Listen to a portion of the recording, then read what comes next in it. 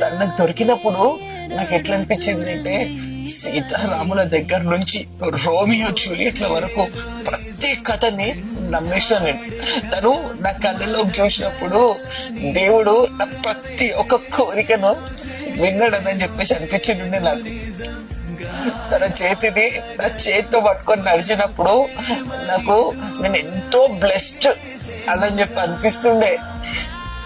కానీ తను నన్ను వదిలేసినప్పుడు నేను ఎవరిని అసలు ప్రేమించనే లేదేమో అనిపించింది. నేను తనని ద్వేషించాలని చెప్పేసి అనిపిస్తుండే. తన జ్ఞాపకాలు గుర్తుకొచ్చినప్పుడు నా ఆత్మ ఇట్లా వణికిపోతుండే. తన జ్ఞాపకాలంటే నాకు భయం వేస్తుండే. నాకేమనిపిస్తుందంటే, ప్రేమ యొక్క నిజమైన టెస్ట్ ఆ ప్రేమని మనం వదిలేసుకున్నప్పుడే మనకు అర్థమవుతుంది. అండ్ ఆ ప్రేమ అనే టెస్ట్ లో మేమిద్దరం ఫెయిల్ అయిపోయినాం.